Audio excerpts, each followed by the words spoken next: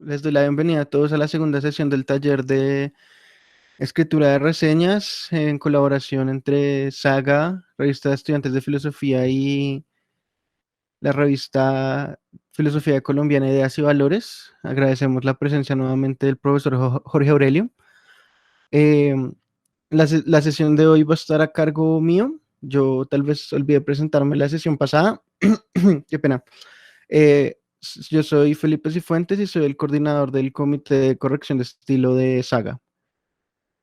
Y hoy, pues la idea es hablar de como tal el proceso de escritura de la reseña. Entonces yo tengo como voy a presentar la pantalla para como un pequeño material em, para para seguir como la exposición, para tener como un orden en la exposición. Y lo titulé Criterios y recomendaciones para la elaboración de una reseña filosófica. No sé si lo están viendo, no sé si me pueden confirmar si se están viendo la presentación en pantalla. Sí, Felipe, sí se está viendo. Listo, gracias. Bueno, entonces mi intención con esta presentación realmente es como, sí, dar como algunas recomendaciones, algunas guías generales para escribir la reseña. Eh, no hay problema, Juan David. Entonces, la intención es dar unas guías generales para la escritura de la reseña, porque digamos que cada reseña va a requerir cosas particulares y hasta allá no podemos llegar. eh, y de todas maneras, pues también, sobre todo, entre más estemos en la parte crítica de la reseña o en cuanto más hablemos del contenido que no es estándar en cualquier reseña, pues más generales van a ser las recomendaciones y van a ser un poco más abiertas. Pero pues la idea es que les sirva esto es como una forma de abordar la reseña, tal vez, por ponerlo de alguna manera. Entonces yo pensé en tres temas. El primero son los criterios de elaboración de la reseña.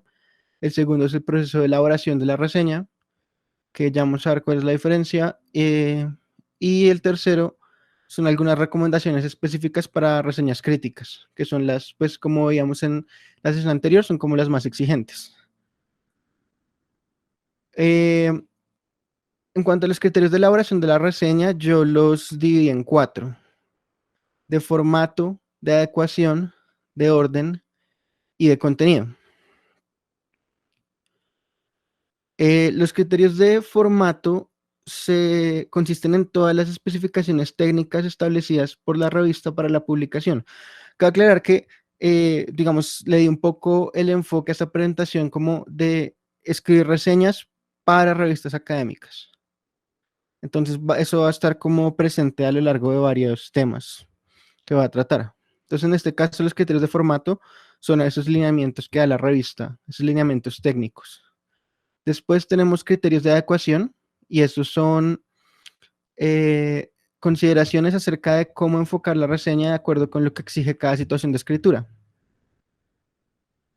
Y los terceros son los criterios de organización, que se refieren a las formas de ordenar y estructurar la reseña.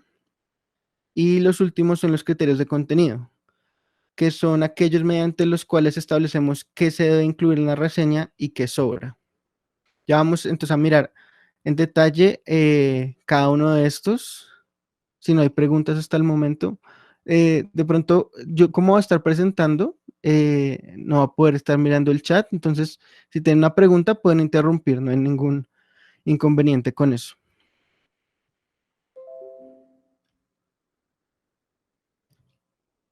Entonces, los criterios de formato son, digamos, muy sencillos, son cosas técnicas como la extensión, la fuente, la información del autor de la reseña, el encabezado, la bibliografía y la citación. Y como a veces hay algunas indicaciones gramaticales pertinentes ahí, como por ejemplo las reseñas usualmente se escriben en presente, no se escriben en pasado, como diciendo el autor hizo, el autor, eh, no sé, realizó, el autor, cuando se está hablando de lo que hace en el texto de la reseña, sino que se dice el autor presenta, el autor desarrolla, el autor expone, todo en presente. Eso es como una convención que es común en la escritura de reseñas. Y aquí una vez aproveché para darles como las especificaciones técnicas de los borradores que esperamos recibir, que ya les voy a decir la fecha para la cual esperamos los borradores. Pero estas serían las indicaciones, de 800 a 1200 palabras, Arial 12, interlineada 1.5 y la bibliografía de la citación en MLA. El encabezado a veces uno le suena como muy...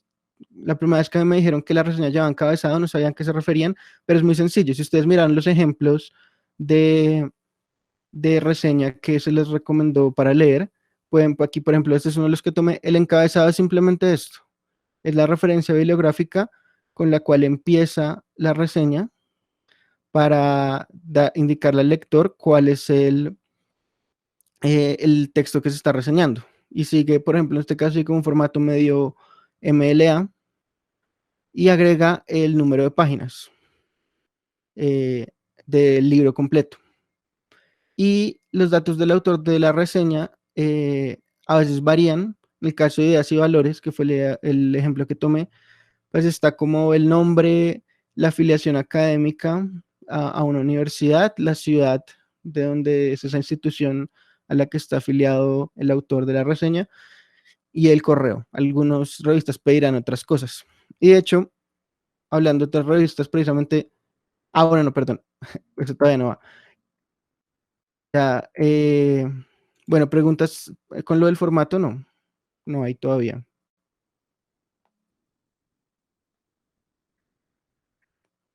Disculpa, buenas tardes, una pregunta. ¿Me escuchas bien? Sí, Bueno, cuando estabas hablando ahora mismo sobre el encabezado, eh, específicamente, o sea, para pues, se podría decir como para nuestra reseña borrador, ¿cuál deberíamos usar? ¿Cuándo nos recomiendan? O algo así en específico. ¿O cuál es obviamente la revista? Es la que dice la que está a la derecha, que sí que Valeria Campos, Albarreta, ese. no, esa es la información del autor. La que Ok, está a la derecha tenemos información del autor, a la izquierda ok. tenemos ejemplo de encabezado. Ya, muchas gracias. Sí, encabezado es como una referencia bibliográfica que empieza el texto en las reseñas para indicar el libro reseñado. Listo. Entonces vamos a pasar a los segundos criterios, los criterios de adecuación. Aquí hay como tres elementos principales que hay que tener en cuenta. Primero, el propósito. ¿Con qué propósito estamos escribiendo la reseña? Y el propósito es particular de cada texto, o sea, uno debería ser capaz de tener un propósito planteado de manera muy específica, ¿sí? Entonces, el propósito depende del tipo de reseña que se vaya a escribir. Recordemos que los tres tipos de reseña de los que nos habló el profesor Jorge Aurelio la vez pasada son descriptiva, analítica y crítica, y refleja una posición o una jerarquización de los contenidos del libro reseñado. Y en ocasiones se plantea explícitamente en la introducción de la reseña. Lo que quiero decir es que si uno tiene un propósito claro en la reseña, tiene claro qué es lo que le gustaría destacar del libro. O sea, por ejemplo, uno dice, voy a hacer una reseña descriptiva, entonces voy a tratar de presentar todos los temas interesantes que tiene el libro que va a reseñar. O voy a tratar de presentar todos los tesis principales, o voy a tratar de presentar la relación entre los diferentes problemas que plantea el texto. Y si ya se trata de una reseña crítica, puedo decir, bueno, voy a criticar los planteamientos iniciales del texto. Voy a hacer una crítica a la forma de argumentación. Voy a hacer una crítica a la interpretación de las fuentes principales. No sé. Uno tiene que tener claro eso en el momento de empezar a pensar cómo va a escribir la reseña. El segundo criterio de adecuación es la audiencia, y esta depende a quién va dirigido originalmente el libro reseñado, pero también depende a quién queramos dar a conocer el libro.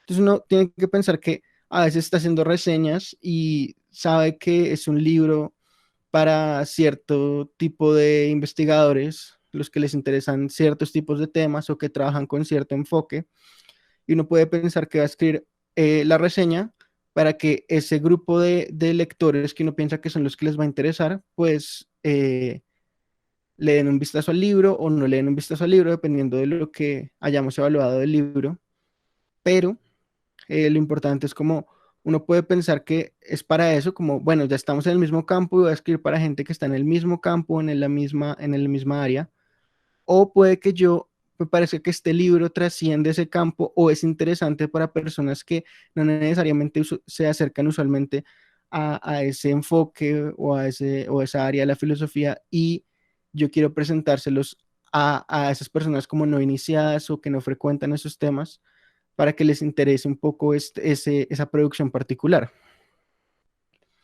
El tercer criterio de adecuación es el enfoque editorial. Y esto es como que muchas veces, bueno, no muchas veces no, estuve como mirando varias revistas, hay algunas que no tienen muchas instrucciones para los autores, sobre todo al respecto de las reseñas, pero entonces a veces las revistas académicas publican instrucciones, directrices o recomendaciones para posibles autores en relación con el estilo, enfoque y contenido de la reseña. Y usualmente son muy generales y muchas veces no se meten tanto con el contenido. Tal vez como en la búsqueda que hice, quizá la más completa era las directrices de ideas y valores, de hecho. Entonces vamos a mirar primero esas para ver un ejemplo de qué quiere decir el enfoque editorial que uno tendría que estar pendiente bueno, que pide la revista, digamos. ¿Alguien escribió por ahí? Sí, Jorge Aurelio, ¿qué quiere comentar? No, me parece muy buena la exposición que has hecho. Quisiera simplemente subrayar dos puntos que me parecen interesantes. En cuanto al propósito de la reseña, hay que tener en cuenta que toda reseña, de una manera u otra, lo que quiere es informar sobre un libro. O sea, ese es eso es el criterio básico de cualquier reseña. Ahora, como tú bien señalas, dependiendo del libro, la información va dirigida o a un público más amplio o a un público más estrecho. Cuanto más especializado es un libro, pues más estrecho va a ser el público a quien le puede interesar.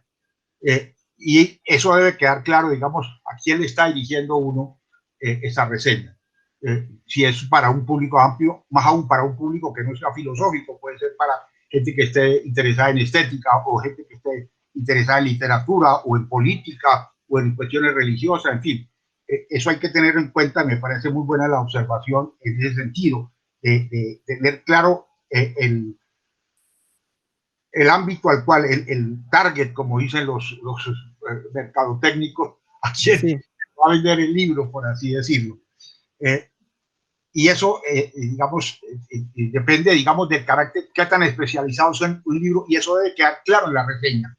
Digamos, si es un libro dirigido realmente para especialistas, y si uno va a discutir un tema, digamos, si uno ya va a dar una crítica, la crítica no tiene que ser necesariamente negativa, no es que vaya uno a decir algo que el libro no tiene, puede ser una crítica positiva mostrando que el libro tiene una novedad o que presenta una tesis discutible, novedosa, que cuestiona lo que se venía diciendo o abre nuevos horizontes. Eso también debe quedar claro en una reseña, porque eso le da un poco mayor valor a un libro, cuando un libro realmente aporta dentro de una área de conocimiento en filosofía, y si algo nuevo o algo discutible o algo provocador, eso hay que tenerlo en cuenta también y dejarlo claro.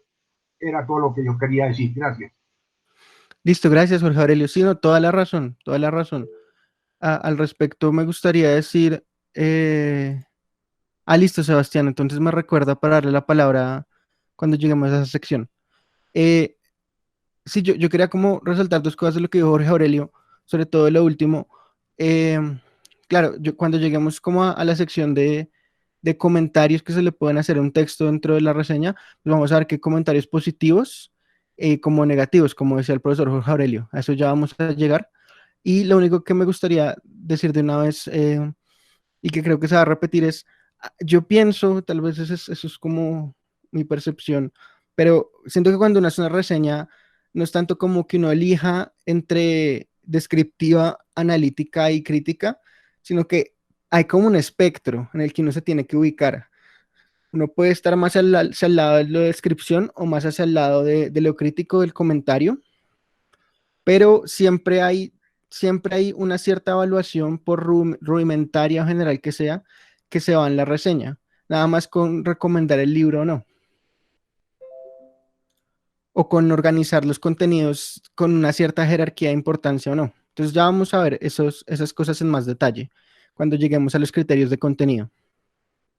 Yo quería era como mostrarles un par de ejemplos de directrices para escritura de reseñas que encontré. Y, por ejemplo, esta es la de ideas y valores. Y dice, las reseñas pueden ser de tres clases descriptivas en las cuales se le informa al eventual lector de un libro sobre su contenido y algunas de sus características, analíticas en las cuales se entra a estudiar los contenidos para señalar sus alcances y sus delimitaciones, críticas en las que se lleva a cabo una verdadera confrontación con el libro, resaltando sus logros, discutiendo sus tesis y eventualmente proponiendo tesis alternativas. Esto es muy útil porque están como anunciando qué tipos de texto esperarían o con qué enfoque se pueden hacer las reseñas que van a recibir. Y después dan una serie de elementos técnicos, 15 páginas, 12 puntos, 5.000 palabras. Bueno, eh, por ejemplo, esta que es la revista de la Universidad de Antioquia, si no estoy mal, estudios de filosofía, no sé por qué no las encontré en español, solo las encontré en inglés. Eh, y aquí la quería poner porque ellos diferencian entre dos tipos de artículos que sería importante que diferenciemos para este caso. Ellos hablan de review articles y de book review. Y en inglés review tiene como muchos más usos. Review no solo es como revisión también, entonces, y repaso también es.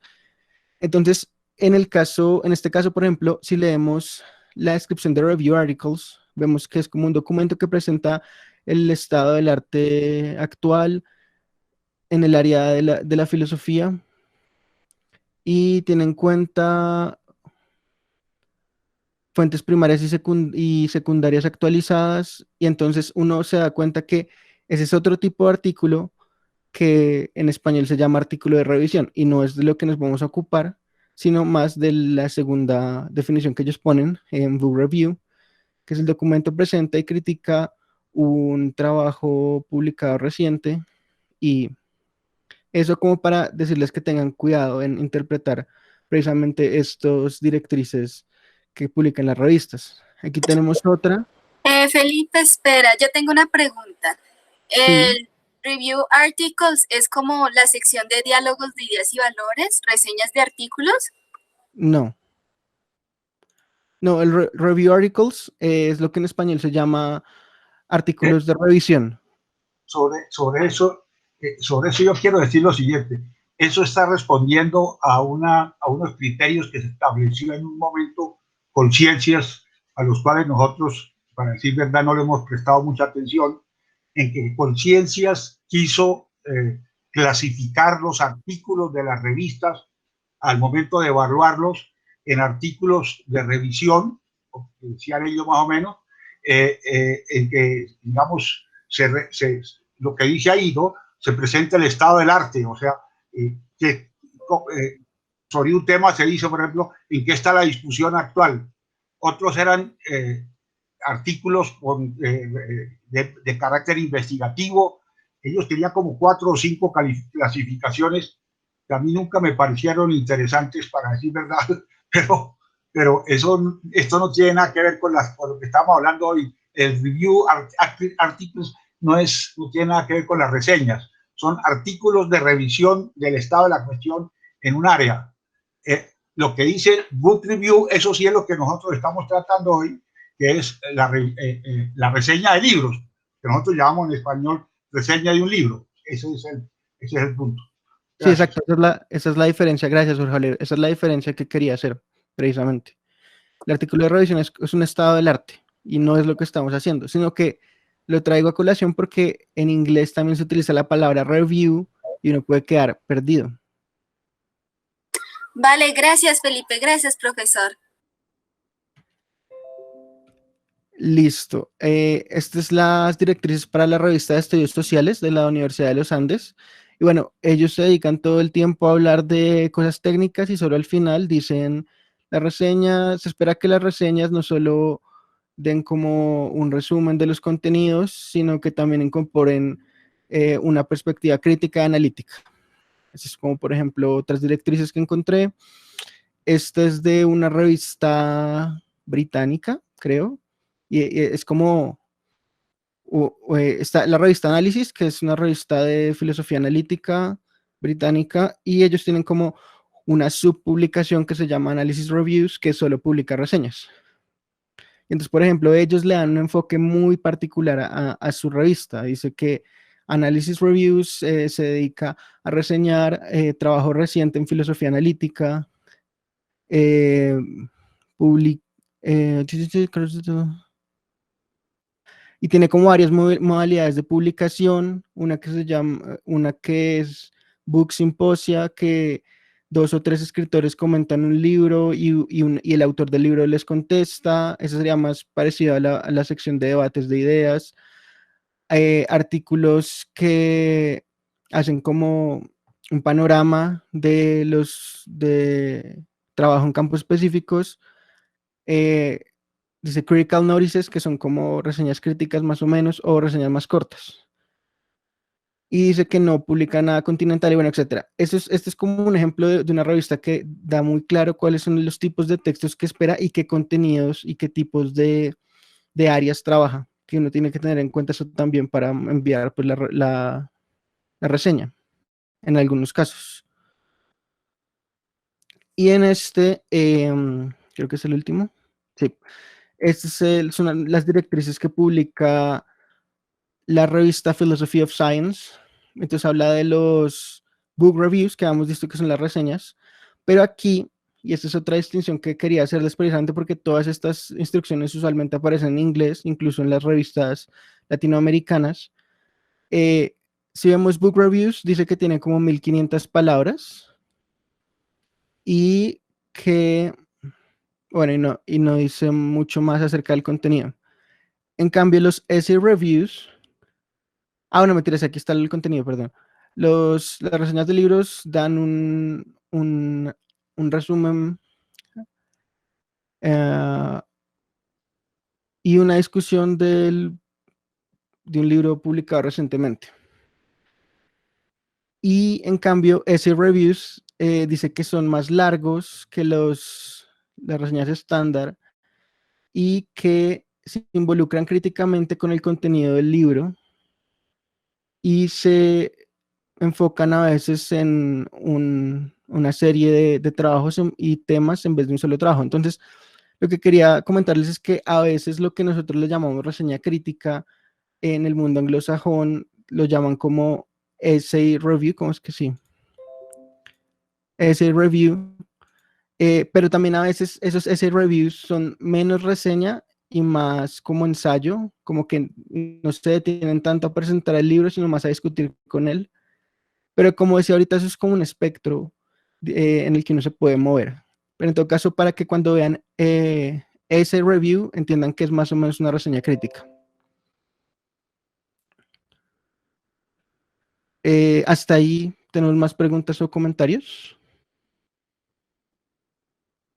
Es bueno tener en cuenta que los datos que tú señalaste ahí van también dirigidos en otro sentido, y es que lo que se está diciendo en los 2 últimos ítems que presentaste es que eso no son artículos revisados por doble ciego. Es decir, ustedes saben que actualmente se le da mucha importancia a que los artículos que se publican en revistas científicas sean sometidos a una revisión por pares doble ciego. Doble ciego significa que ni el autor sabe quién lo analiza y el analista sabe quién es el autor del artículo. Esos artículos son los que se consideran artículos científicos y son los que, digamos, por ejemplo, Conciencias valora como realmente artículos publicados en una revista científica. Lo que estaban diciendo ahí es que esos book reviews o esos essay reviews solamente son evaluados por el grupo editorial, o sea que no pasan por una revisión doble ciego de pares, y por lo tanto le están diciendo también al autor, si usted quiere que se lo validen como un artículo científico, ese no va a ser el caso con estas reseñas. Eso es lo que le está queriendo decir ahí. Exactamente. Exactamente. Sí, Camilo. Sí, buenas tardes, ¿se me escucha? Sí, Yo tengo una cuestión y es hasta qué punto es recomendable incluir referencia externa a la del libro que se va a reseñar. ¿En qué límites y en qué condiciones es, digamos, óptimo citar otras referencias bibliográficas? sí, Eso, a mí me parece que eso depende de la reseña misma. Evidentemente, una reseña no debe recargarse con referencias a otros textos, porque, como les decíamos al principio, el objetivo principal es informar sobre el libro, no armar una discusión como en un artículo, que sí sería que uno puede discutir diversas escuelas filosóficas o diversos autores, etcétera. Eso debe evitarse, pero es claro que en una reseña pueden hacerse referencia a libros que el libro también remite, o a libros que podían servirle al autor para explicar lo que quiere decir el libro. Pero hay que evitar recargar las reseñas de citaciones externas, porque el centro de la atención debe estar volcado sobre el libro que se va a reseñar y no sobre la discusión en general. Inclusive cuando se hacen reseñas críticas, no es si uno tiene que hacer una crítica muy grande de un libro, mejor escribe un artículo. A nosotros nos pasó en Ideas y Valores. Uno de los profesores del departamento le hizo una crítica a uno de los libros publicados por otros profesores del departamento y mandó una crítica sumamente valiosa, que yo le dije, no la saquemos como reseña, convirtámosla en un artículo, que a usted también le conviene más porque es un artículo científico. Y entonces él cambió un poco la redacción, la convertimos en un artículo y salió publicada como un artículo, y la pasamos por revisión de pares, etcétera, etcétera, cosa que no sucede con una reseña. Una reseña no pasa, por lo menos nosotros no la pasamos, y eso es lo que está diciendo también aquí en inglés, no se pasan por revisión de pares. Lo decide el comité editorial, por así decirlo, o la dirección de la revista. Listo, muchas gracias. Sí, de acuerdo. Yo quisiera complementar algo ahí a lo que dice Jorge Aurelio, y es, pues claro, en las reseñas se pueden hacer referencias a otras obras cuando resultan relevantes, como por ejemplo, usted está presentando un libro nuevo de un autor y el autor tiene otros libros relacionados con ese mismo tema, pues usted puede decir dónde se ubica ese libro en la obra en su conjunto de ese autor, del autor. O también, por ejemplo, si el libro es sobre Kant o sobre algún filósofo conocido, pues usted naturalmente puede citar a Kant para comparar algunas de las afirmaciones hechas en el libro con las afirmaciones de Kant. Pero sí, lo ideal es mantener en las reseñas la bibliografía al mínimo, y de hecho tampoco se espera en una reseña, al menos en Ideas y Valores no lo esperamos, que la citación sea tan minuciosa como sí debe serla en un artículo científico. Es decir, por ejemplo, usted está hablando de cosas que para la comunidad, como las reseñas generalmente en las revistas científicas están enfocadas hacia un público especialista. Una reseña en Ideas y Valores no está pensada para que sea de divulgación general, sino para personas que ya manejan el tema. Pues usted puede hablar con cierta holgura sobre algunas cosas que son conocidas en filosofía sin necesidad de referenciarlas particularmente. Usted no necesita citar a Hume constantemente para hablar de problemas que son conocidos en la obra de Hume, por ejemplo. Entonces, es ideal mantener las referencias al mínimo en las reseñas y solo realmente citar y meter obras adicionales cuando resulte realmente relevante para la exposición. exacto, de acuerdo con eso, de acuerdo con eso. Las referencias se mantienen al mínimo y de hecho, pues como yo buscando esas instrucciones, hay algunas revistas que de por sí lo prohíben, o sea, para su publicación dicen, no, algunas revistas no les interesa eso. Felipe, yo le tengo una pregunta respecto a estas directrices que usted presenta de Philosophy of Science, y es, Ujú. yo quedo con la impresión de que usted está diciendo algo así como que la distinción que ellos hacen entre book reviews y essay reviews es que los essay reviews serían críticos mientras que los book reviews no. Sí, según como ellos lo entienden, sí. Porque no necesariamente me parece ser el caso, porque digamos, leyendo lo que usted presenta, yo quedo con la impresión de que lo que ellos llaman essay reviews vendría siendo algo análogo a lo que, por ejemplo, en Ideas y Valores llamamos diálogos y debates. Particularmente, me parece que sobre todo se parece mucho a la sección de debates, vendrían siendo como comentarios críticos, pero muy específicos a problemas del libro. Entonces, por ejemplo, en el libro se trata de un problema en particular de filosofía, un essay review estaría dedicado a atacar ese problema y a argumentar contra él. Un caso, por ejemplo, de lo que sería un essay review en Ideas y Valores es exactamente el que mencionaba Jorge Aurelio, que es el comentario que le hizo Ignacio Ávila a William Duica sobre su libro. O sea, se mete directamente con asuntos muy específicos del libro y los desarrolla un poco más extensamente. Pero yo creería que un book review, así, al menos en los términos que aparecen ahí, también puede ser perfectamente crítico, solo que es una crítica distinta. O sea, la crítica que se espera en una reseña no necesariamente es una crítica especializada sobre problemas muy concretos del libro, sino es una crítica del libro en su totalidad. Uno puede ir por partes, naturalmente, pero no se espera que usted entable un debate minucioso con el autor del libro que está reseñando, sino simplemente que dé un panorama general sobre el libro y que diga si recomiendo o no su lectura y por qué. Entonces, realmente no creo que, pues no sé qué opina usted, pero a mí no me parece que sea claro que Sí. los book reviews presentados ahí no sean críticos, mientras que los essay reviews sí, sino más bien los book reviews pueden ser críticos, pero los essay reviews son necesariamente críticos y son críticos de una forma muy específica. Ahora, hay una cosa que me parece interesante señalar sobre eso, y es que si uno mira las dos explicaciones que dan de view reviews y reviews, la diferencia más importante es que la una es de 1500 palabras y la otra es de 4000. O sea, esa, físicamente hablando, como quien dice, estas son chiquitas y las otras son grandes. Ahora, ya después dice por qué son grandes y por qué son chiquitas. Más aún, yo quisiera aprovechar, y ya que está Sebastián ahí, preguntarme si de pronto en Ideas y Valores no podíamos bajar el número de palabras que le estamos dando a las reseñas de 5000 palabras para una reseña. Fíjese, aquí dan solamente 1500 para un lado y en el otro lado 4000, que ya se consideran que es más que una reseña. Entonces, habría que preguntarse si en Ideas y Valores no debíamos bajar ese número un poco, por lo menos a 3000 para quedarnos como a mitad de camino. Claro, pues ahí eso es algo que es curioso y que seguramente no conocen los asistentes al taller. Y es, aunque nosotros tenemos un límite amplio para la extensión de las reseñas, normalmente las reseñas suelen ser cortas, en realidad. Nunca suelen cumplir con el límite máximo ni quedan como al borde del límite que pedimos máximo de palabras. De hecho, cuando nos llega una reseña tan larga, ha sucedido antes, que pasa lo que Jorge Aurelio justamente mencionaba, y es que nosotros decimos, bueno, esto quizás estaría mejor en otra sección como en debates. Entonces hemos mandado un par de textos ya, cuando son muy largos y vemos que son discusiones muy especializadas y muy específicas, los mandamos a la sección de debates, porque sería más apropiado, se les puede dar como un mejor manejo por ahí. Y por eso le digo que me parece que eso también es como el caso análogo de la distinción debates y reseñas en Ideas y Valores, a esta distinción book reviews y essay reviews. No necesariamente creo que sea una distinción entre que la una es crítica y la otra no, sino más bien el grado de especialidad con el que se abordan los temas en cada una. Ok, sí me convence la intervención de Sebastián.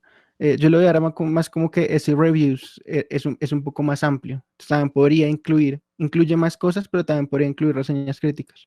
Pero como usted lo pone, tiene sentido. Listo. Sí, hay más comentarios sobre esta parte.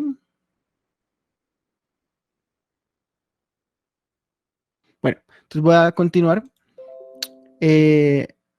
ahora con los criterios de organización. Y son solo dos en este caso, que es como la estructura y la secuencia. La secuencia se refiere a las partes en las que usualmente se organiza una reseña. Y en general podemos decir a grandes rasgos que es como la introducción, en la que hay una presentación, un contexto, un enfoque y oposición. Ya vamos a mirar eso en detalle. Un desarrollo en que hay síntesis, evaluación y una conclusión, donde se da un veredicto final y algunas recomendaciones. Y la secuencia tiene que ver con el orden en el que se desarrollan los ejes temáticos de la reseña. Es decir, una cosa es como la estructura general del texto y otra cosa es como la secuencia de los temas que uno va a presentar. Esa secuencia de los temas dependen del libro que uno vaya a reseñar y dependen de la selección que uno haga digamos, de lo que uno seleccione que va a presentar del libro, porque usualmente uno selecciona algunos elementos relevantes y deja otros por fuera. Entonces, en la introducción, los primeros párrafos deberían por lo menos informar las siguientes cosas. Primero, identificar la obra reseñada y sus autores, o si es el caso, editores o compiladores. Segundo, ubicar la obra reseñada en una disciplina, tradición, área de estudio, línea de investigación, pregunta o debate. Tercero, debería ser claro el propósito y el enfoque de la reseña y o la posición del autor de la reseña respecto a la obra. O por lo menos como una sugerencia de hacia lo que se va a desarrollar. Ya digamos en el cuerpo de la reseña, su desarrollo, pueden hacerse como varias cosas.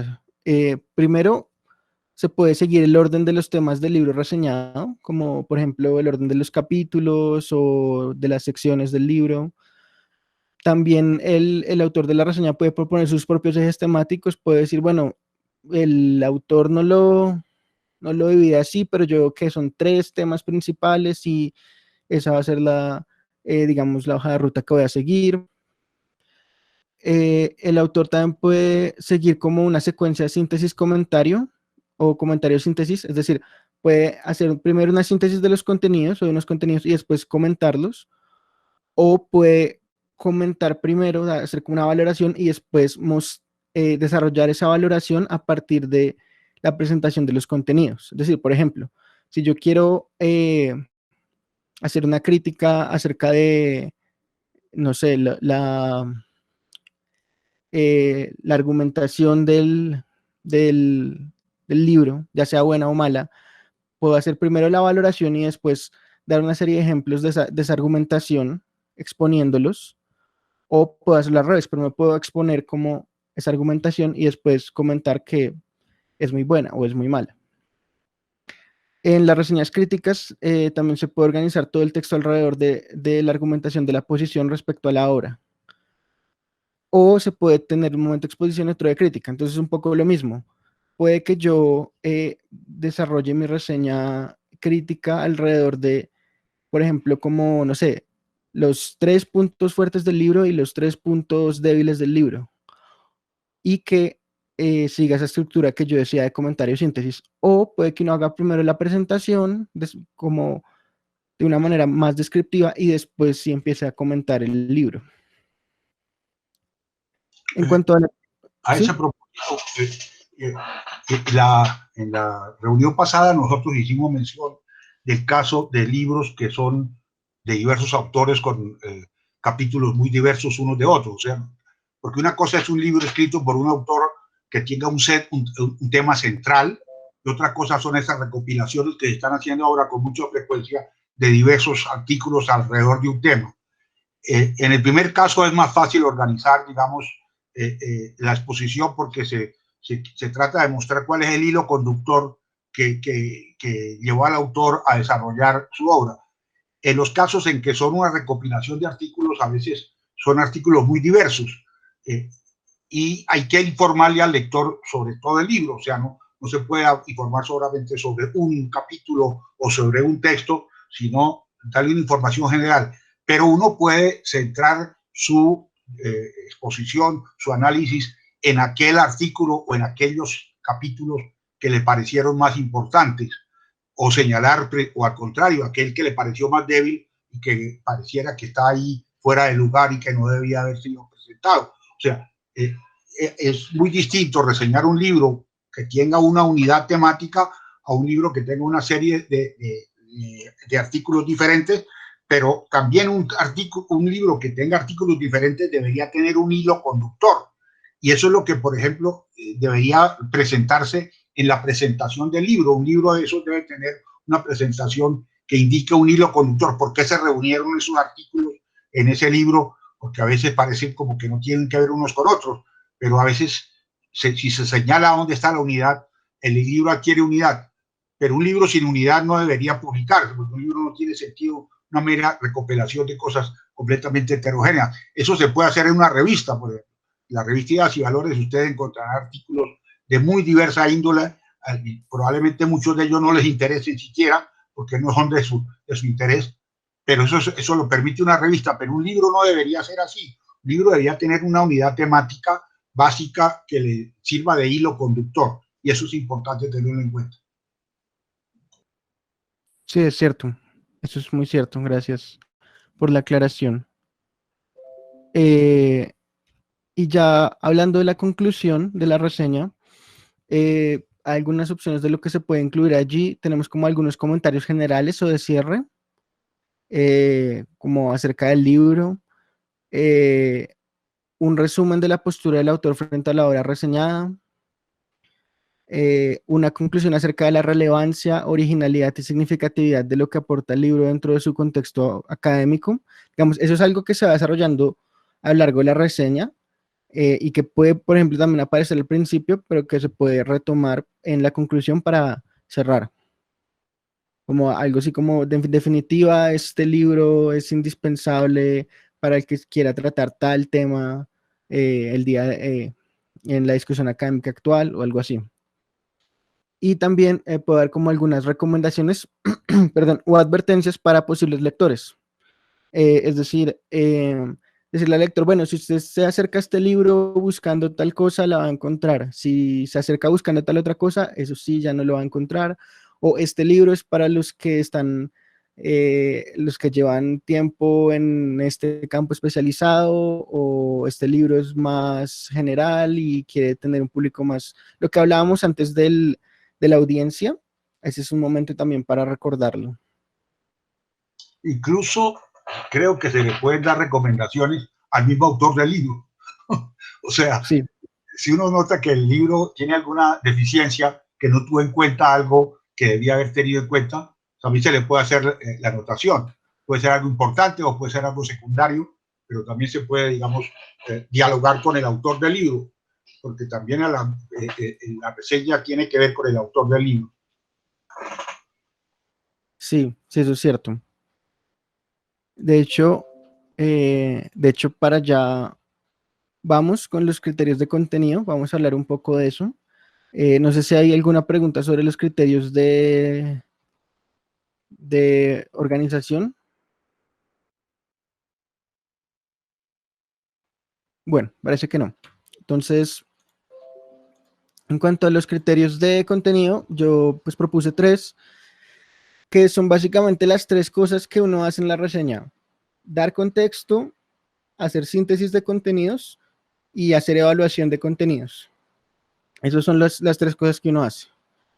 En cuanto al contexto que uno le da al lector para que se acerque al libro reseñado, uno puede, por ejemplo, indicar el punto de vista o enfoque desde el cual se escribió el libro, y si este es propio de una tradición, escuela o ideología particular. También puede presentar sucintamente el debate, problema o pregunta que aborda el texto y su relevancia e historia dentro de un campo o área. También puede ubicar el libro reseñado en relación con la literatura al respecto del tema en cuestión, señalando si el libro complementa algún otro trabajo, se presenta como una respuesta o alternativa a algún otro trabajo, explora un campo poco trabajado o abre una nueva línea de investigación. Ese tipo de comentarios ayudan a dar contexto. También le puede contar al lector si el libro es producto de un evento académico particular, de una colaboración especial, de una serie de trabajos o investigaciones con propósitos similares llevados a cabo como en un periodo de tiempo y lugar particulares. Se le puede mencionar si explícitamente su relación con otros libros o artículos académicos. Como decía antes Sebastián, no, por ejemplo, citar otros libros del autor o otros artículos que lo hayan llevado a llegar a esa nueva publicación, o que den cuenta del proceso hasta esa publicación. Y por último, bueno, y las otras 2 opciones son brindar información sobre el autor, eso, digamos, como un perfil, digamos, de quién es el autor. Eso también puede incluirse a veces, si es relevante, e indicar la audiencia a la que va dirigido el libro, como habíamos dicho. Todo eso ayuda a dar contexto para que la persona tenga una serie de elementos con los cuales acercarse al libro y ubicar el libro de una manera más fácil, como dentro del espectro de la publicación académica. Lo segundo, qué pena que está lloviendo durísimo, espero que me escuchen bien. En cuanto a la síntesis, por ahí alguien escribió. No, Sí, no está está bien. importante, lo siento. Tranquila. Bueno, en cuanto a la síntesis, uno por lo menos del libro, de los contenidos del libro, debería dejar claro el propósito principal o los propósitos principales del autor del libro reseñado. O sea, cuál es el propósito del autor con su libro, qué es lo que quiere hacer, precisamente lo que Jorge Valerio hablaba como el hilo conductor, se puede pensar así. También en ese sentido también podemos pensar los temas principales que aborda y su tratamiento y su organización dentro del libro, y también su estructura, ya sean partes, en capítulos o en secciones. Eso por lo menos es lo que uno piensa que debería quedarle claro al lector de la reseña acerca del libro reseñado, para que se dé una idea del libro. Y aquí simplemente reitero que la presentación de temas principales y su organización no debe seguir necesariamente la que está indicada explícitamente en el libro, sino que el reseñador desde su análisis puede proponer cuáles son los temas centrales y su organización, así como comentar la forma como se desarrollan. Dentro de la síntesis, también se puede destacar temas, desarrollos, preguntas, problemas o propuestas especialmente interesantes, como también nos comentaba Jorge Aurelio. Detenerse en algunos argumentos, planteamientos o exposiciones presentadas en el libro que vale la pena considerar con más detalle. O sea, pronto hay un planteamiento importante o un problema importante que ese vale la pena como detenerse un poquito más, igual recordando en el espacio reducido de la reseña, y resaltar propuestas o posturas controversiales. Eso también puede ser interesante para el lector de la reseña, que uno le cuente, mire, lo que es controversial de este libro, lo que lo hace llamativo, que invita a la discusión con el libro, es esto. Esos son el tipo de cosas que pueden ir en la síntesis de contenidos. En cuanto a la evaluación, allí uno debería primero determinar que, o sea, estas son como varias opciones de lo que uno puede hacer a la hora de evaluar los contenidos del libro. Pero igual esta es la parte que más varía, esta es la parte que más depende de la obra que se esté reseñando. Pero uno puede, por ejemplo, determinar qué tanto cumple con su propósito o qué tan adecuado es para la audiencia que pretende alcanzar. Puede comentar y sopesar las fortalezas y debilidades del libro. Puede considerar cuáles son los aportes del libro para su campo o área. También puede discutir algunas de las tesis y argumentos principales, ya sea a favor o en contra del libro. Estimar el alcance y o las limitaciones del libro. Y, por ejemplo, decir, bueno, este libro pretendía, no sé, por ejemplo, dar cuenta de las diferencias entre escuelas de interpretación de Aristóteles, no sé. Y uno puede decir, bueno, al final de la reseña yo me doy cuenta que cumple su propósito, pero solo lo hace dentro de ciertas tradiciones europeas, de lengua inglesa y alemana, pero las tradiciones latinoamericanas no las aborda. Entonces el lector que quiera indagar sobre eso no está incluido en esa discusión de las escuelas interpretativas de Aristóteles. Por eso, no sé, por poner algún ejemplo.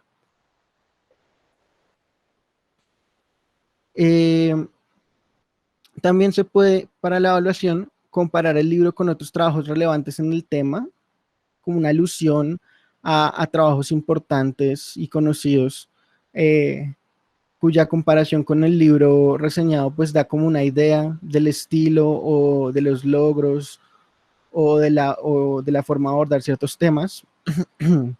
También se puede enfrentar o ampliar las argumentaciones y exposiciones del libro con propuestas propias del reseñador, como por ejemplo decir, bueno, lo que decía antes, como decir, si por ejemplo el autor nunca plantea su tesis de forma clara, uno puede hacer una versión de la tesis del autor diciendo, mire, parece que el planteamiento central del autor es tal, y uno hace una propuesta como de tesis central, que es una lectura, una interpretación propia, y que de pronto no está explícitamente en el libro así.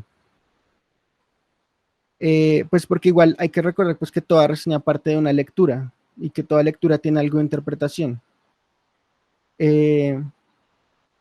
Y por último, como decía Jorge Aurelio también ahorita, hacer sugerencias hipotéticas al autor, hipotéticas porque muchos de los casos pues la obra ya no se puede cambiar, ya está publicada y no se sabe si hay una segunda edición, una edición revisada.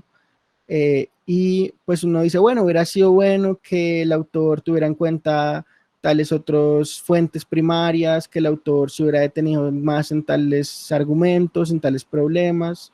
Ese tipo de recomendaciones se les puede hacer al autor, como indicando de pronto falencias o cosas por mejorar, simplemente como hubiera sido más potente, hubiera sido aún más interesante, que hubiera hecho tal y tal cosa. Y pues no se debe olvidar nunca que esos comentarios siempre deben sustentarse como argumentos o evidencia textual, si es necesario, o otras fuentes. Entonces yo debo como explicar el comentario y no simplemente enunciarlo, debo soportar el comentario con la descripción que yo hago del libro. Debo sustentar el comentario desde mi lectura del libro, para que no se sienta como un comentario arbitrario, sino que tenga sustento. ¿Hasta ahí hay preguntas o comentarios? Sí, yo quisiera añadir un par de ideas, porque la exposición me parece muy enriquecedora. Me parece importante que uno como reseñador tenga en cuenta ese principio hermenéutico de que un texto tiene tantas lecturas como lectores, y que lo que uno está presentando es una lectura, no es la lectura del libro, sino una lectura que puede ser más o menos rica, más o menos interesante, más o menos novedosa, pero siempre es una lectura, no más. Hay otras posibles, y eso debe tenerlo en cuenta el reseñador y dejarlo traslucir en la reseña. Por otra parte, uno supone que cada libro debe aportar algo, o sea, un libro para que se justifique debe aportar algo. Eso no significa que tenga que ser algo novedoso, algo inaudito, algo que rompe, digamos, la situación. A veces es simplemente sintetizar un problema y aclararlo y ponerlo de manera más precisa, sin necesidad de resolverlo siquiera, pero un libro debe tener alguna novedad para que se justifique, tiene algún aporte. Y eso es una cosa que hay que señalar, y si no lo tiene, también hay que señalarlo, porque a veces hay que señalar que el libro no valía la pena haberlo publicado. Eso también hay que tener en cuenta, porque las reseñas no solamente son para vender libros, sino para evitar que los lean inútilmente los que son para leer. Eso es una ayuda que se hace a los lectores. Eso es parte de lo que yo llamo la capacidad ecológica, de control ecológico que debe tener la comunidad académica. O sea, la comunidad académica debe tener capacidad de controlar ecológicamente el surgimiento de plagas, por ejemplo, evitar que surjan plagas y promover más bien a los pajaritos para que se coman las cucarachas, como digo yo. Eso es parte de lo que es la academia, la labor académica.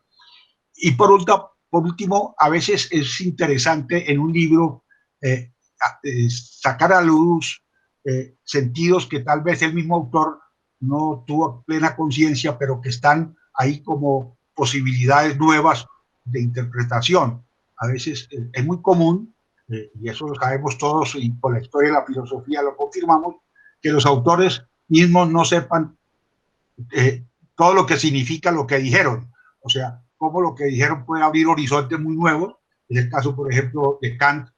Kant realmente creó una novedad, pero la mayor parte de los comentaristas de Kant lo que dicen, él no se pudo dar cuenta de todo lo que dijo y de todo lo que significaba. La pelea que tuvo con Fichte era eso, que Fichte decía, no, pero Kant no se dio cuenta de todo lo que tenía, y como dicen vulgarmente, mató el tigre y se asustó con el cuero. Entonces, no fue capaz de sacarle todas las consecuencias a lo que él decía.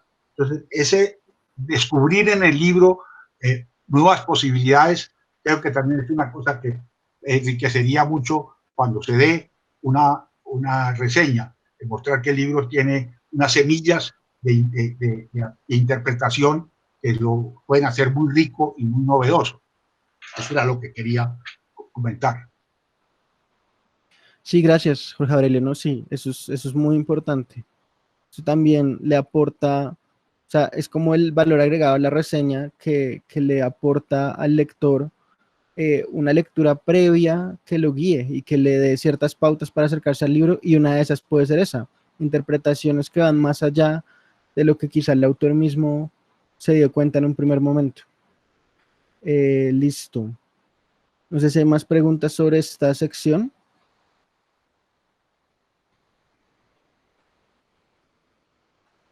Listo. Entonces voy a pasar a la segunda sección. La primera sección era la más larga, estas dos, la verdad, son más cortas. Este es el proceso de la elaboración de la reseña y se compone como de 3 momentos: la preparación de la reseña, la escritura de la reseña y la revisión de la reseña. Es por eso que yo le llamo elaboración, porque la escritura es una de las partes, quizá la más importante, pero hay más que escritura. O sea, lo que queda en el texto es más que solo el proceso de escritura. También hay una preparación en la que leemos el texto a reseñar y planeamos qué es lo que queremos hacer con nuestra reseña para así escribirla.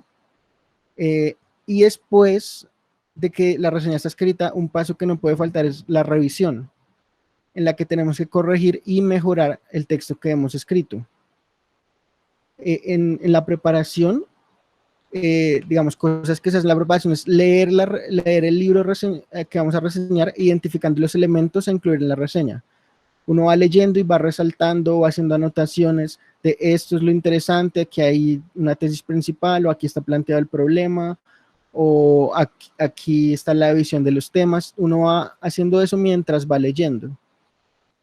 También en la preparación uno plantea el enfoque y el objetivo de la reseña, si va a ser más descriptiva, si va a ser más crítica, si se va a centrar en qué aspectos del libro, si se va a organizar de qué manera. Que es lo siguiente, establecer una estructura para la reseña, cómo se va a desarrollar la reseña de acuerdo con lo que veíamos que eran los criterios de organización.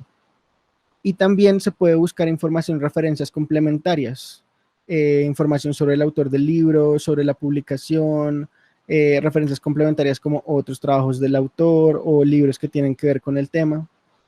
Eso se hace en el momento de la preparación. En el momento de la escritura, perdón, ¿sí? sobre este punto yo quisiera señalar una cosa.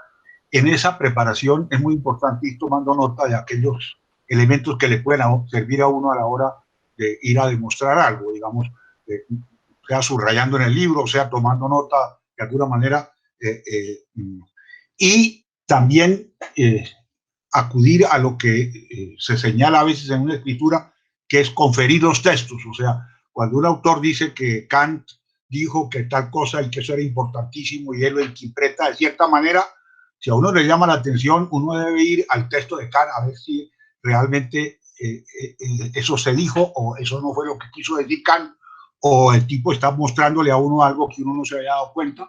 Eso de conferir los textos, para eso es que la academia exige que las citaciones se hagan muy claras. O sea, que si uno cita a Kant, diga dónde lo citó para que yo pueda ir y ver si realmente eso fue lo que dijo Kant y eso es lo que significa lo que dijo Kant.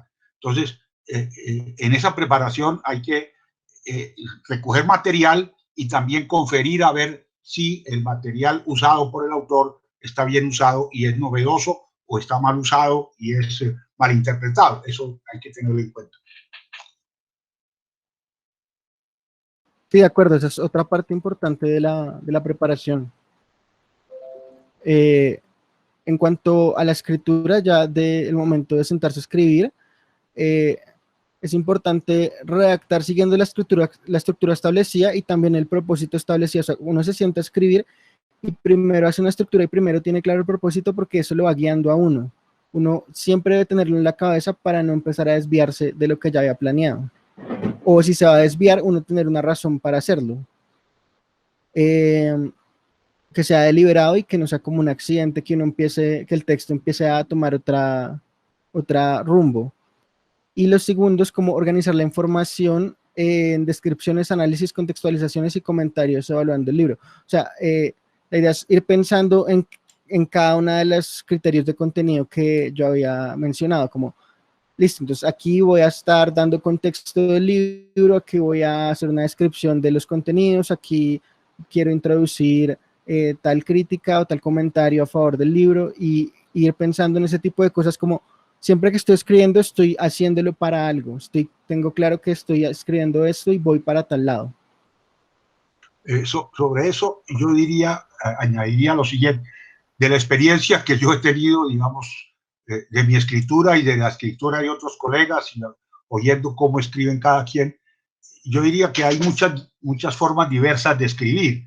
Hay personas que escriben, por así decirlo, escriben, se dejan llevar de la escritura y luego vuelven sobre el texto, lo corrigen, lo cambian, lo mejoran y lo transforman, etc. Hay otras personas que van escribiendo y van dejando el texto ya limpio y van siguiendo un esquema. Más aún hay algunos que elaboran primero un esquema, luego desarrollan el esquema hasta que lo tengan muy desarrollado y cuando ya lo tienen casi analizado, entonces escriben y les queda fácil escribir porque el esquema los va llevando de la mano. Sobre eso yo creo que no hay normas definitivas. O sea, cada quien tiene que descubrir su propia manera de escribir. Como les digo, yo conozco a colegas muy valiosos que escriben muy bien, pero que se sientan y escriben lo que les va saliendo, lo que se les ocurre, lo botan todo sobre el papel, por así decirlo, y luego comienzan su trabajo de romper y analizar, cambiar. Y ahora con el computador se puede hacer eso mucho más fácil, de cambiar uno de sitio, borrar esto, hacer una versión y hacer otra versión y después comparar las versiones. Otros van al revés, van muy despacio y van dejando. A mí personalmente, por ejemplo, yo siempre trato de que el texto me vaya quedando en orden, y yo pocas veces llevo un esquema ya general hecho, sino que lo voy creando a medida que lo voy escribiendo, porque me parece que el texto debe ser leído a la luz del lector, o sea, que se siga. Pero hay otros que lo hacen distinto. Sobre eso no hay normas y cada quien tiene que ir encontrando su propia manera de escribir. Sí, eso es muy cierto. De hecho, yo lo pensaba más, era como que al momento de escribir uno tiene que tener como una claridad de objetivos y de tareas que uno mismo se ha propuesto. Es como hacia allá va como el comentario, pero claro, hay muchas formas diferentes de escribir y cada uno tenemos una distinta. Igual como decía al principio, estos son como recomendaciones generales, como guías que uno puede adoptar o no. Algunas de estas puede que no las necesiten adoptar ustedes. Por último, y como ya lo introducía el profesor Jorge Aurelio, hay que hacer revisión del texto. Eso sí no puede, me parece que no puede faltar. Uno tiene que revisar si el objetivo que uno quería se cumplió, eso es lo primero. Después tiene que revisar si es adecuada la estructura, la organización, la extensión, el enfoque, ese tipo de cosas se revisan primero. Primero uno revisa, o uno tendría primero a revisar globalmente, a ver si hay algo de fondo que le falta al texto, y después empieza a hacer revisiones más puntuales, como de párrafos, de oraciones, de puntuación y ortografía. Ese, por ejemplo, es una forma de revisar que digamos que lo ayuda a uno a primero mirar las cosas de fondo y después llegar a los detalles. Pero de todas maneras hay, digamos, otras formas de revisar, como decía el profesor Jorge Aurelio. Uno puede ir escribiendo e ir revisando, no tiene necesariamente que esperar al final del texto para revisar. Pero digamos, esos momentos de todas maneras tienen que estar. Y otra cosa importante también puede ser revisar con alguien, compartirle el texto a alguien antes de mandarlo a donde uno lo quiere publicar, y que de una vez haya como un diálogo ahí, que haya como una evaluación del texto que uno está haciendo por parte de otra persona, que le ayude a uno a mejorar el texto. Sobre ese punto me parece muy interesante lo que acaba de señalar.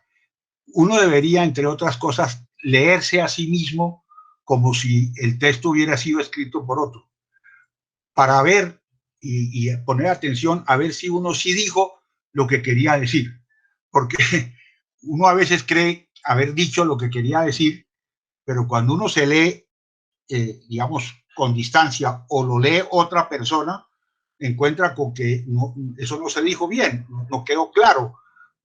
No es lo mismo escribir como quien dice para uno que escribir para los demás. Y a veces uno cree que dijo las cosas claras y en la persona que lo lee o cuando uno se lee a sí mismo, dice, no, esto está todavía muy confuso, esto no se dijo las cosas como yo quería, aquí hay falta de precisión en los términos. Eso es sumamente importante. Eso era lo que llamaban los antiguos clásicos latinos castigar los textos. O sea, ellos consideraban que el texto había que cogerlo con látigo y como a un esclavo o a un animal y someterlo a un látigo y cortarle y pegarle y volverlo a rehacer hasta que el texto digamos, se discipline y aprenda a caminar bien. O sea, es como quien obliga a una persona a que aprenda a caminar bien, a que aprenda a marchar, como hacen en el ejército, que los ponen a marchar una otra vez hasta que aprenden a marchar. Así hay que hacer con un texto, coger el texto y someterlo a un castigo, decían los antiguos. Hay que castigar el texto, decían los antiguos, hasta que el texto diga lo que uno quería que dijera, porque los textos no dicen lo que uno quería que dijera a la primera escritura. Está bien. Sí, esa es precisamente la intención de la revisión.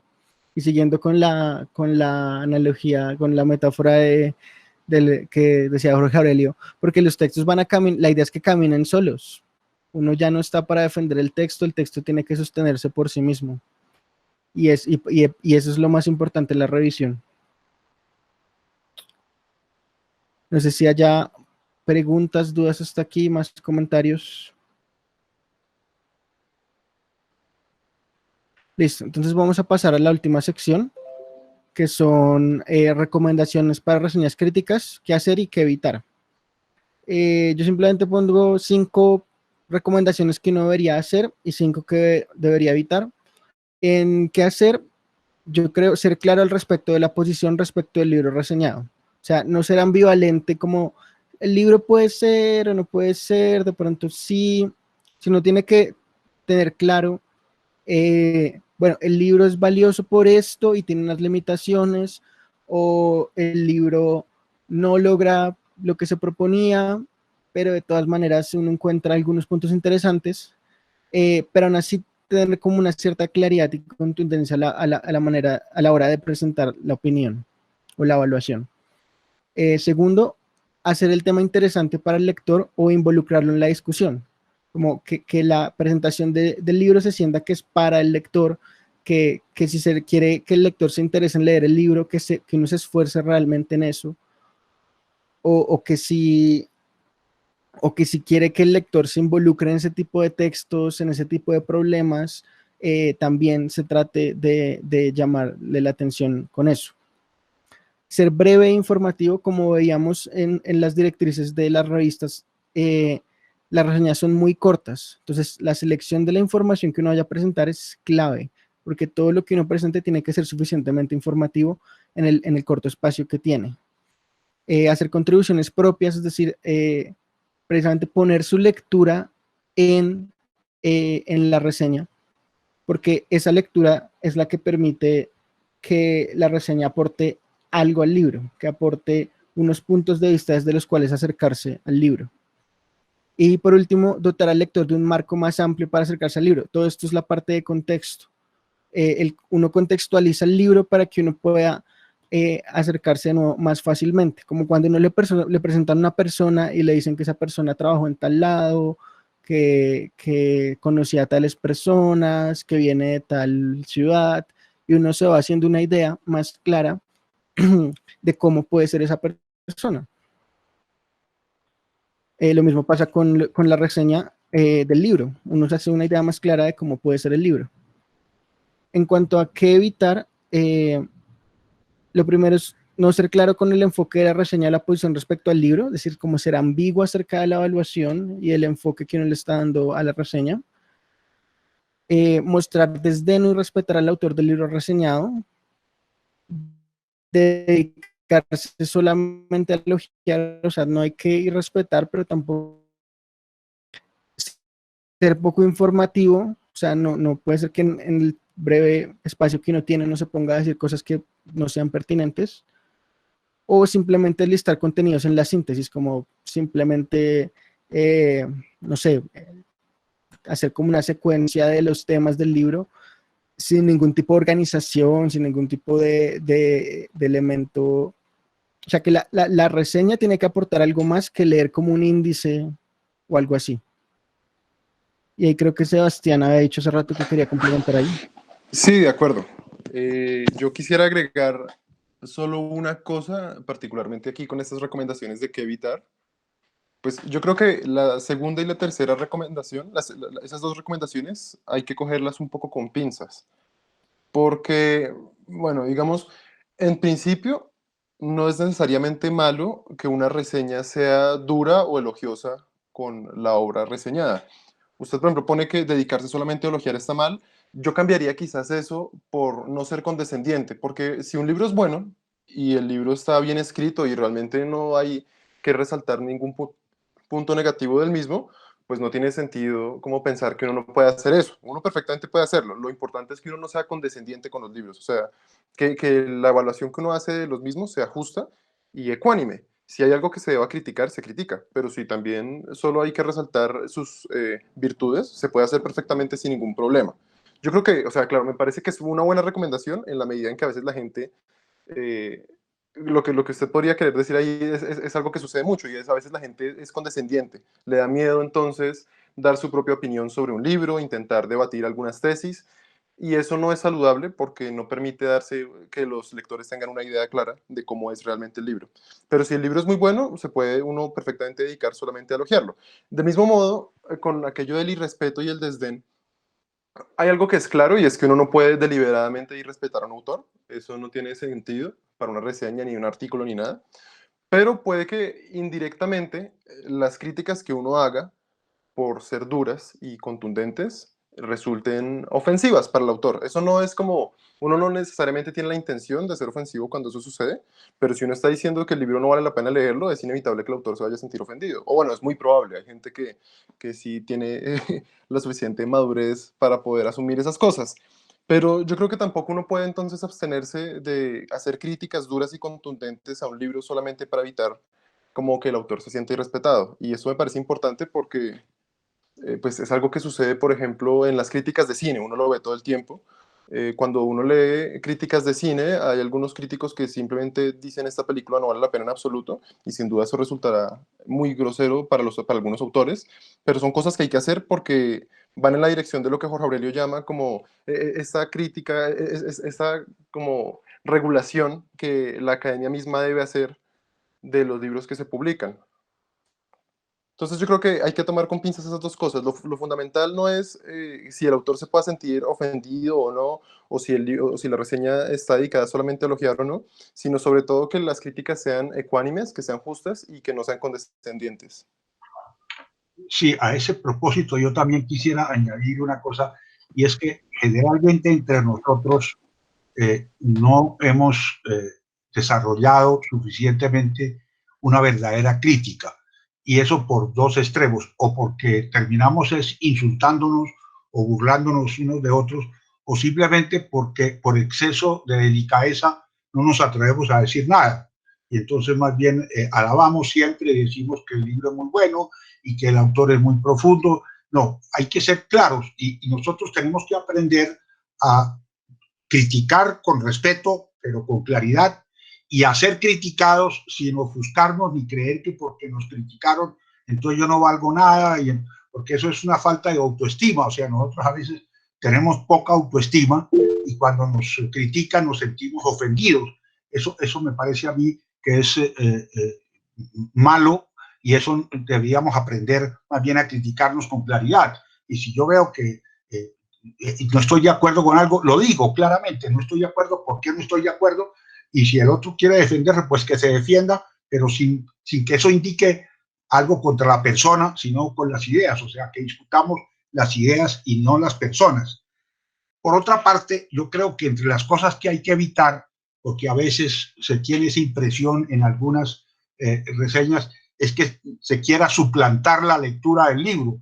O sea, como quien dice, ahorrarle al lector de la reseña el tener que leer el libro. No, precisamente la reseña es una introducción a la lectura del libro, sea para promoverla o sea para desaconsejarla, pero debe estar pensando en que el objetivo es el libro, o sea, hay que, y generalmente, porque cuando uno reseña, la mayor parte de los libros que uno reseña es porque considera que vale la pena reseñarlo, algo tienen de bueno.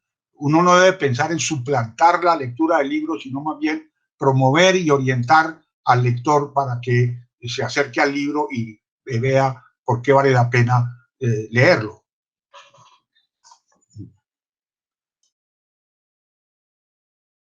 Sí, gracias por esos comentarios porque creo que ustedes lo dijeron mejor de lo que yo lo pude haber dicho. Pero para allá iba yo. Exactamente, creo que lo que dijo Sebastián y lo que dijo el profesor al respecto de cómo debe ser como la actitud crítica hacia los textos. A eso me refería y yo creo que Sebastián y el profe lo dijeron muy bien. Para allá va mi reflexión, sí.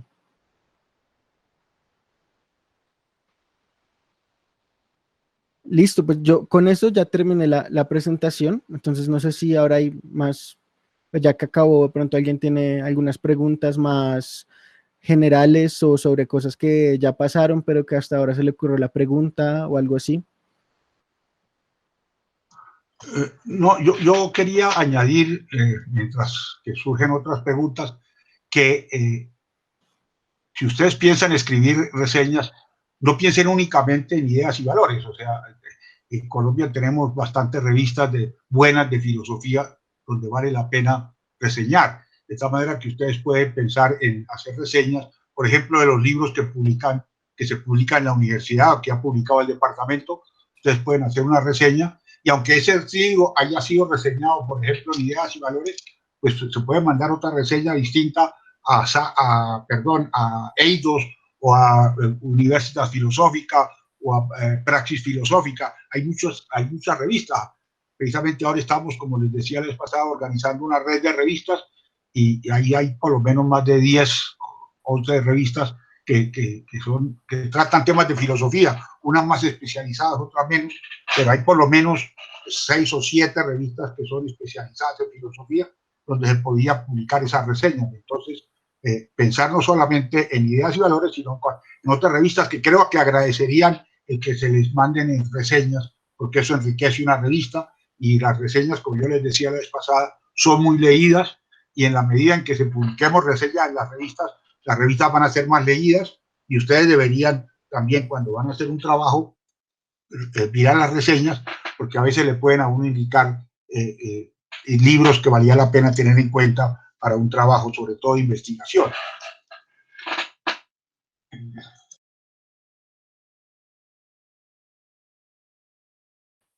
Sí, de acuerdo, y por eso yo quería preguntar cómo ese panorama de tener en cuenta la revista para la cual uno quiere publicar y buscar, sí, buscar varias alternativas de todas las revistas que hay en Colombia de filosofía.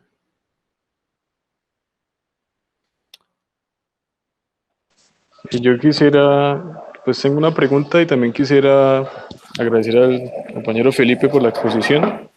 Gracias por los consejos y por la presentación, que la verdad, pues uno no tiene muchas cosas en cuenta cuando escribe y supongo que el ejercicio que ustedes ponen acá es para precisamente eso, ir puliendo, ir mejorando y ir compartiendo pues las experiencias y las maneras de escribir. Una pregunta que le tengo al profesor Jorge Aurelio es que en la sesión pasada, es más como por curiosidad, hablaba de una reseña que hizo Fichte sobre un diálogo que criticaba la obra de Kant, pero no supe buscarlo y no sé si el profesor me pueda señalar cómo lo puedo encontrar. Pido excusas si me desvío del tema, pero me quedó la duda y quisiera aprovechar para expresarla. Yo creo que lo encuentras en la red, reseña del Enesidemo se llama, así como suena Enesidemo en español. En alemán lo ponen con AE, a Enesidemus, pero en español ponen reseña del Enesidemo de Fichte. Se publicó una edición pequeña que yo la tengo impresa, pero creo que en internet, en alguno de esos sitios donde piratean los libros, ahí se encuentra fácilmente la reseña de la Enesidemo. Es famosa por eso, porque, como les decía, en esa reseña del Enesidemo, Fichte planteó, digamos, o renovó o abrió un nuevo horizonte sobre su teoría. Él había interpretado a Kant, él consideraba que había entendido más a Kant de lo que mismo Kant se había entendido, que él podía desarrollar a Kant y sacarle a Kant una serie de provechos filosóficos muy buenos. Y cuando sale el libro El Enesidemo y le dice, no, Kant no ha hecho nada nuevo, Kant es una especie de Hume en alemán, eso no es más que escepticismo. Y si no es escepticismo, lo que dice no tiene sentido. Él quedó completamente desconcertado porque El Enesidemo es un libro muy crítico y muy fuerte contra las interpretaciones laudatorias de Kant, diciendo, no, Kant no dijo nada nuevo, eso ya estaba dicho por Hume.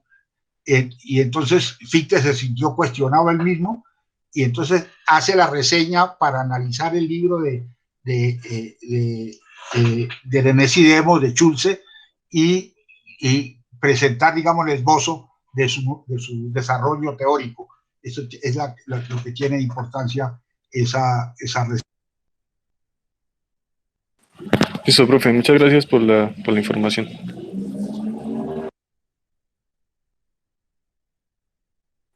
Yo tengo una pregunta y es sobre lo que el profesor Jorge Aurelio está diciendo, digamos, de no quedarnos solos, digamos, con Ideas y Valores, sino mirar otras revistas. Ahorita, como hasta ahora la red de revistas de filosofía se está como construyendo, entonces, ¿cómo nos aconsejarían, no sé, buscar como otras revistas? Digamos que yo solamente conozco la de la UIS y la de la Universidad de Antioquia, o sea, no conozco muchas revistas. ¿Uno cómo hace para encontrarlas? Bueno, las revistas se pueden encontrar de muchas maneras, como quien dice. En las universidades, si entras a la página de la Universidad de Antioquia, si entras a la página de la Universidad del Norte, la Universidad del Valle, la Javeriana, el Rosario, ahí encuentras las revistas de cada una de las diversas universidades. Pero esperamos que, bueno, otro sitio, en la página de la Sociedad Colombiana de Filosofía, que les recomiendo visitar, en la página de la Sociedad Colombiana de Filosofía, la encuentran así, Sociedad Colombiana de Filosofía, hay un link en que aparecen todas las revistas de filosofía que hay en Colombia, y ahí hay también un link para conectarse con esas revistas. De tal manera que ahí encuentran la lista completa de todas las revistas y el enlace de las revistas colombianas de filosofía. De tal manera que por ese lado pueden encontrar. Pero también las reseñas se pueden mandar a revistas extranjeras. Quiero decir, a nosotros nos llegan reseñas de España, de México, de Argentina, de Brasil, de Chile, y hemos publicado reseñas de libros que han aparecido en Argentina o que han aparecido en España o que han aparecido en otros sitios. De tal manera que no solamente las revistas colombianas, sino que si ustedes ven que hay un libro que vale la pena dar a conocer, sobre todo libros que se publican en Colombia que a veces no tienen una difusión muy grande, pero que vale la pena dar a conocer, se puede escribir a revistas de México o de España o de Argentina o de Chile, y seguramente si la reseña está bien hecha y el libro es interesante, se las publican. Eso no es problema. Está la UNAM, ahí como está señalando Sebastián, hay muchas revistas latinoamericanas muy buenas. Vaya, muchas gracias, profesor, muchas gracias a Sebastián y también a Joseph. ¡Wow! ¡Gracias!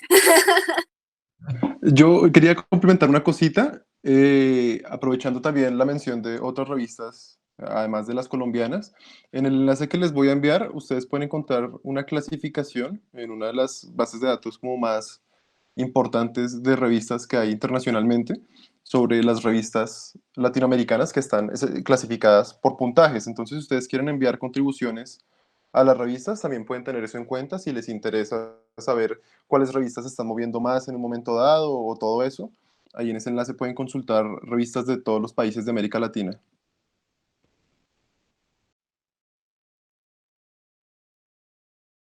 Está Redalit, por otro, hay dos bases de datos importantes. Redalit con Y y está Cielo, S-C-I-E-L-O, Cielo.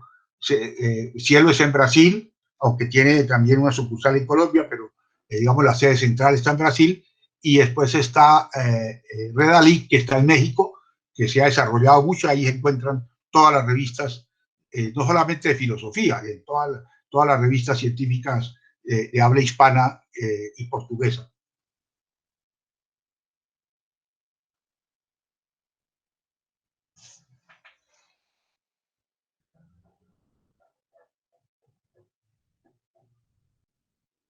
¿Cuál fue la otra plataforma aparte de Cielo? Que pero no le alcancé a escuchar.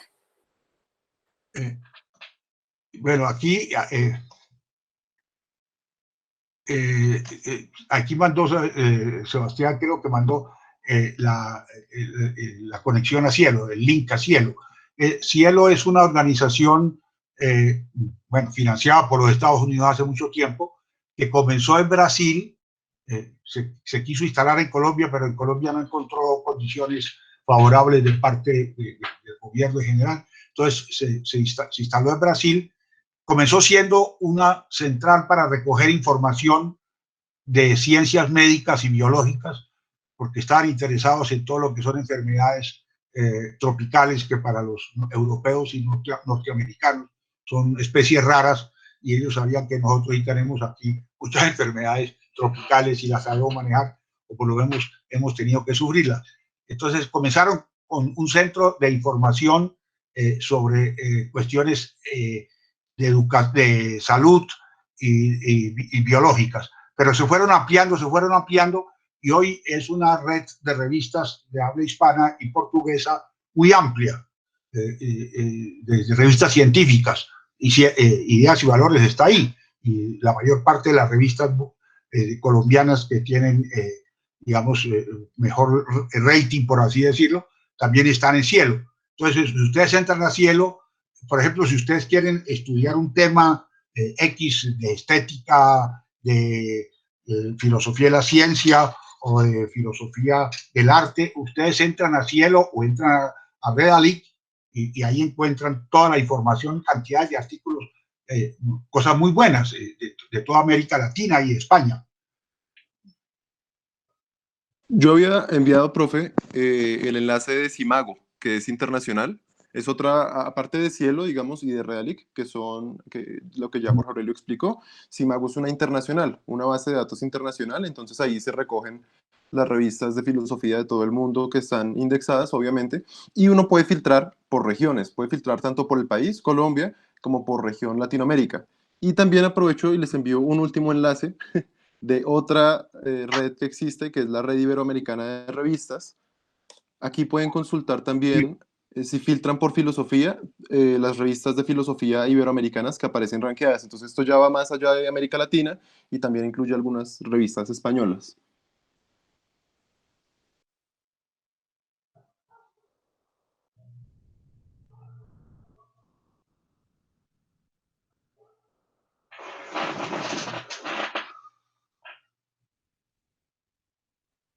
Listo, sí. No sé si haya alguna otra pregunta o comentario. Este sería el momento para hacerlo. Bueno, si me permite un momentico preguntarle, al principio cuando tú estabas exponiendo hablabas en cuanto al tiempo, para enviar el borrador. Entonces, si podrías darnos como que la fecha para tenerla un poco clara. Sí, a eso iba yo. La idea sería, como la última sesión del taller es el 15 de octubre y y pues la idea es esa fecha, ese día sería como una retroalimentación de los borradores. Yo estoy pensando que sería como el sábado 3 de octubre o el domingo 4 de octubre que enviaran los borradores, para que tuviéramos como una semanita larga para revisarlos, para llegar con una retroalimentación general el jueves 15 de octubre. No sé si están de acuerdo con esas fechas. Felipe, tú te encargarías entonces de recoger todas las reseñas y hacernoslas llegar para leerlas previamente, ¿no? Sí, no sé si, Joseph, no sé si que la envíen a Saga o me las envíen a mí. Sí, que les envíen al correo de Saga. Muy bien. Adiós. Muy bien. Sí, y se las hacemos llegar a ustedes, sí. Muy bien. Entonces quedó claro, 3 de octubre, si se cuelgan 4 de octubre, pero que no pase el 4 de octubre, preferiblemente el 3 de octubre.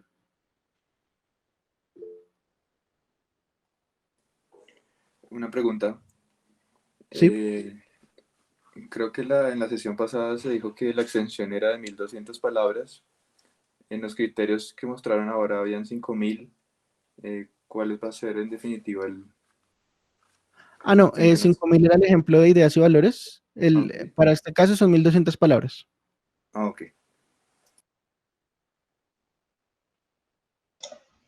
Perdón, ¿las 1200 incluyen bibliografía y título y demás? ¿O No, solo el cuerpo del texto? no solo el cuerpo del texto. Vale, gracias. Igual esto no tiene muchas referencias, como decíamos. Joseph, sí.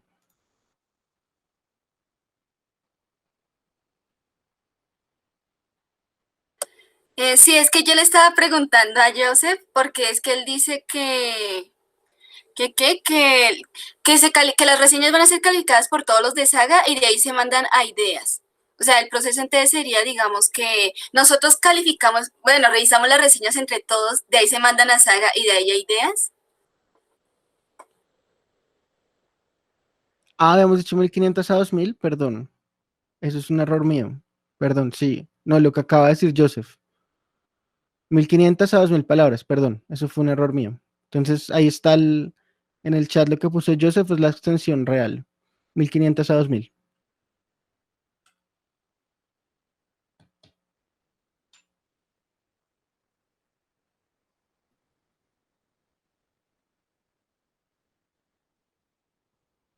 Y entre Saga y algunos delegados de ideas y valores, vamos a revisar esas reseñas para la retroalimentación que se va a hacer ese día que decía yo, el 15 de octubre. ¿Cuántas reseñas se supone que serían, más o menos? Pues sí, pero no todos han venido. Entonces yo no sé si todos van a enviar. Porque sea como 3 escritos, pero han venido como 9, más o menos, la verdad. Entonces serían unas 10, 11 reseñas, digamos. Sí, yo creo. Está bien. Sí, exacto, nunca vinieron, entonces así como no vinieron, no sé si vayan a enviar. Bueno, Entonces son como 10 reseñas, por ahí, por mucho.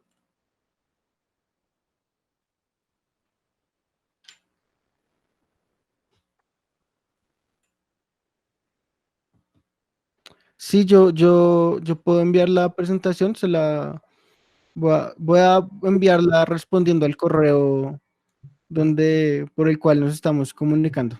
Voy a hacer eso ya.